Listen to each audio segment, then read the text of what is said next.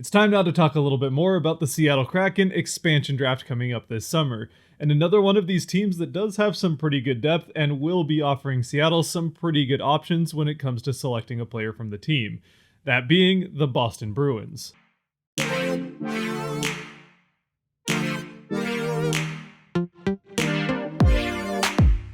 By the way, if you do find yourself enjoying this video at any point and you like to do that kind of thing, the subscribe button down there can probably help you out. Now we are just under 2 weeks away from the trade deadline, and I still do have a couple more of these videos I'll probably be trying to get out between now and then, so things definitely could be changing for some of these teams, and especially for the Bruins, who definitely look like they'll probably be buyers. But if things do change, at least as they relate to Seattle and the expansion draft, which they kind of already have for the Kings, then I will be doing a video to kind of follow up on some of those after that happens. But at least for the purpose of this video, we're going to be working with the Bruins roster as it is right now, which means as we get to the protection list on the forward end, there are some decisions that they'll probably have to make, but there is certainly a number of locks, like Patrice Bergeron, David Pastrnak, Brad Marchand, and Charlie Coyle. Bergeron, Marchand, and Coyle all with no movement clauses, but again, they would be protected even without it, so that doesn't really make a huge difference. Then I do also think that it's pretty likely at this point that Jake DeBrusk and Nick Ritchie end up also getting protected, so then it just comes down to who gets that 7th slot.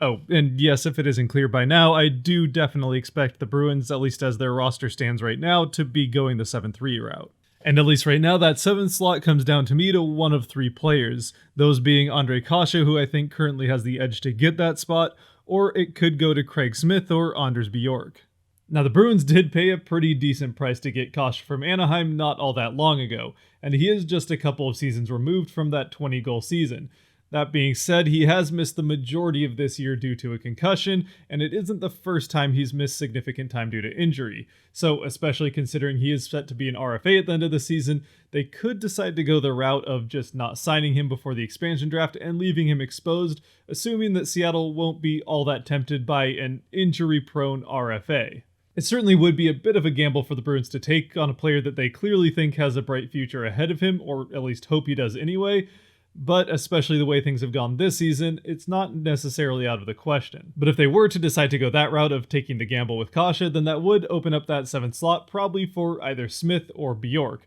both of whom are under contract for next season, which would make them a little bit more tempting of options for the Kraken. And we will talk a little bit more about each of those guys here coming up in a second. The other option with that 7th slot would be that they could end up using it on somebody that they pick up at the trade deadline, but for now, obviously, we're not assuming that that happens. Fortunately, though, I suppose for the Bruins on the defensive end, things are quite a bit more straightforward. As here, I think it's pretty obvious that Charlie McAvoy, Matt Grzelcyk, and Brandon Carlo will all end up getting protected. Yes, Carlo is also set to be an RFA at the end of this season, but this is not the type of player that they're going to want to be playing chicken with, so whether or not he has an extension before the expansion draft, he will be protected. Coming into the season, after we knew that Tuukka Rask would be sticking around for at least one more year in Boston, it seemed fairly straightforward that he would probably end up being the protected player here. And while I still do think that Rask probably gets the protection spot, there is definitely a chance that Daniel Vlader might get it. The 23-year-old has gotten a chance to play in a couple of games more recently and looked fairly good in them. And especially with Rask set to be UFA, there is always the chance that the Bruins leave him as a UFA through the expansion draft and protect Vlader instead and hope to sign Rask afterwards. But for now, I'm just going to stick with Rask as being the protected goaltender. Besides, ultimately with Boston and their protected goaltender, I really don't know how much it'll end up mattering, because considering that Seattle can get pretty good goaltenders elsewhere, and they have a little bit more limited options when it comes to their skaters, they'll probably take one of those from Boston, considering the decent amount of options they'll have there. So then as we start looking at some of the players that could be available for the Kraken to select from, we might as well start on the forward end, and with those other 2 guys that I mentioned that have a chance at that 7th protection slot in Smith and Bjork. I probably won't spend much time talking about Kase, who would be the other option here, because if he is exposed, it won't be with a contract, and I don't think that he'll be a tempting enough option for the Kraken to take without one. If he were to make it to free agency, he might be worth taking a pass at there, but I think the Bruins will probably make sure he gets extended before that happens. If that 7th protection slot doesn't go to Kase, I do think between the 2, Smith is right now the more likely to end up getting it. The 31-year-old winger, who can also play some center, has played in at least part of 10 different NHL seasons, in that time having played in 691 games, where he has 341 points on 168 goals and 173 assists. Throughout the course of his career, he has been pretty consistently right around a half a point per game type of player that is usually somewhere around 20 goals by the end of the season. He's also not afraid to throw his body around a bit and play that more physical part of the game. Plus, when you look at his advanced possession metrics, you can tell that he actually looks pretty good there as well, with a career Corsi for percentage of 53.5, usually well above 50% on any given season outside of his first two in the league. Plus, he does have that 42.8 expected plus minus, which is pretty good, especially considering the first 3 seasons of his career, it wasn't a stat. With just 11 points on 6 goals and 5 assists, Smith might be finally starting to slow down just a little bit, which again at 31, it was bound to happen at some point. It could be due to playing a slightly different role in Boston than he played in Nashville for the majority of his career, but he has been getting pretty decent minutes with the Bruins, so I don't think that can really contribute to too much of it. But if he were to be available, even if he is starting to slow down a little bit, he could offer a fairly decent option for the Kraken. He is a veteran player that has played on cup contending teams in Nashville, and he is a fairly consistent player that the Kraken would know what they're getting from, both of which are things that cannot necessarily be said about Anders Bjork. That having been said though, in at least part of 4 different NHL seasons that he has played where he has 135 games, he has just 39 points on 16 goals and 23 assists, the vast majority of that coming in the 2019-2020 season where he had 19 points on 9 goals and 10 assists in 58 games. It was that boost in production last season that had him trending towards being a part of this protection list coming into the season. But so far, with just 5 points on 2 goals and 3 assists in 27 games, it's starting to look like last season might have been more the outlier for Bjork than the 2 before it. Now, granted, that lacking points production might have something to do with him rarely being anywhere but the 4th line, and his advanced stats do look like that of a pretty decent player. But again, with Bjork, you'd probably more like to see him building off of what he did last season than going backwards, which is kind of how it looks right now. Plus, like Kasha, who I currently have in that spot, he too, in his young career, has already had a bit of a history of injuries. So both his somewhat topsy-turvy production and that history of injuries would make him a bit of a gamble of a pick for the Kraken, even if he is available. And with a team like the Bruins, who will be offering some more proven talent, I'm just not sure that that's the route that Seattle will want to go. I mean, just on the forward end for the Bruins, a couple of such options could be Sean Crowley or pleasant surprise of the season, Trent Frederick, neither of whom, at least at this point anyway, seem to offer top-line type of points production. But what they do both offer is a very physical type of playstyle, even if for Frederick some of that physicality comes more with his fists than it does with throwing his shoulder into people, but still. With Frederick in particular, who barely made this roster at the start of the season and really only did because of injuries to other players, he's become a mainstay part of the team because of the amount of effort he puts in and the amount of irritation he gives to opposing players. I mean, after all, how many 23-year-old players can say that they've been aggressively cup-checked by Alexander Ovechkin, even if that's not something that most would probably seek out? Plus, of course, even if you don't like the Bruins or fighting in hockey, it's still hard not to love the video of his first game from a couple of years ago, in which, of course, he got into a fight. And if you're wondering how his parents who were at the game felt about that, well, his dad could not have been happier. So especially with him, he's definitely the type of player that statistically might be a little bit harder to make a case for, but when you watch him play and the attitude he provides, it's definitely the type of guy that you want at least a couple of on your team. Especially for an expansion type of team like the Kraken, who look to probably be a little bit more physical and defensively minded, at least in the first couple of years anyway. And speaking of being defensively minded for the Kraken, on the defensive end for the Bruins, there are a couple of pretty decent, tempting-looking options here, starting with a couple of younger guys in Jacob Zaboral and Jeremy Lauzon.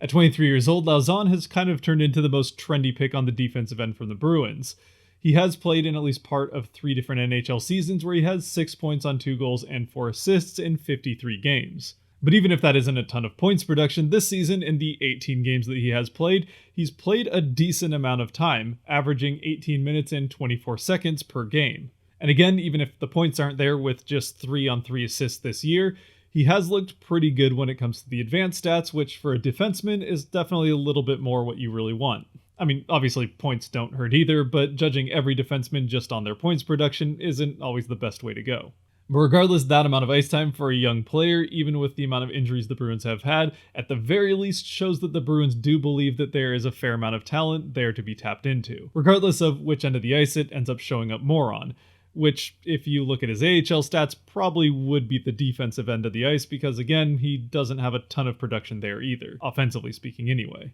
But of course, Lauzon is not the only young defenseman for the Bruins that has started to get significant playing time this season, as former 13th overall pick Zabroil has also started to see the ice quite a bit. The 24-year-old has played 29 of his 31 career games this year, where he has 6 points on 6 assists, and again has gotten to see the ice for a fair amount of time in each of the games, averaging 17 minutes and 46 seconds per game, which again for a young player like him is actually a fairly decent amount. And again, even if he has just those 6 assists in that time, from an advanced stat perspective, at least as far as Corsi is concerned, he's looked pretty good with the 53.3 Corsi for percentage this year. So even if he did come into this season as a little bit more of a fringe option than Lauzon, he has at least so far proven that he can contribute at the very least at the NHL level. And again, at just 24 years old, he should have quite a bit of hockey left in his career. Plus, unlike Lauzon, who is set to be an RFA at the end of the season, so he probably would need an extension to be more tempting of an option for the Kraken, not that he couldn't get picked anyway.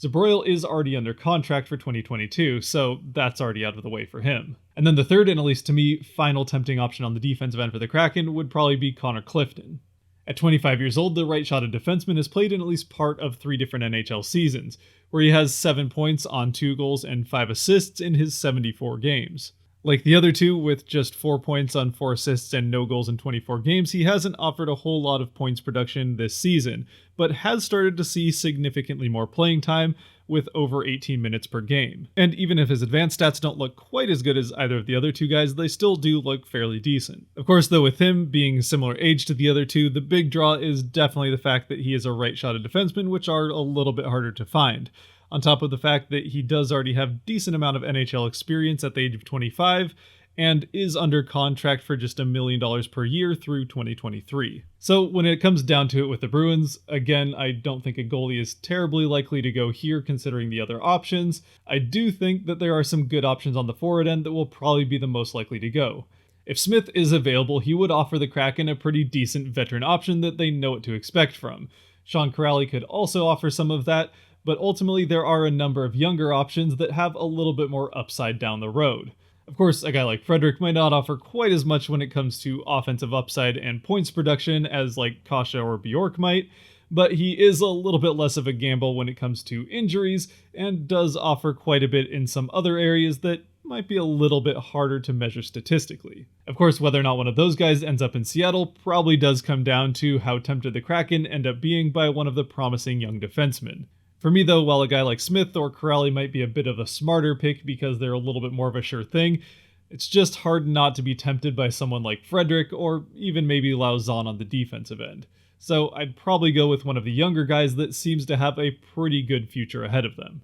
As far as a potential trade is concerned, well, the Bruins do stand to potentially lose a pretty good player and probably a piece for their future, so there would be incentive for them to figure out a way to make something happen there. That having been said, though, some of the teams that tend to be a little bit more likely to make a trade happen are the ones that are a little bit more in trouble when it comes to cap and have some bad contracts, which the Bruins really don't have. So if by the end of the season someone like maybe even Frederic is a guy that they just don't want to lose but can't find a way to protect, then maybe the Bruins do try to make a trade happen, but I just don't know that I would count on it at this point. Oh, and real quick, for what it's worth, if you have been looking at some other protection lists out there, I did notice that some of them had Nick Ritchie being exposed, but honestly, I don't see any way that the Bruins let him be exposed to Seattle, because if they do, he is the obvious pick, and he's gone. With that, though, we have reached the end of this one, so if you have made it to this point, thank you very much for watching. If you did like or enjoy this video, there are buttons for that kind of stuff down below. Plus, of course, as always, I'd love to hear your thoughts on the Bruins,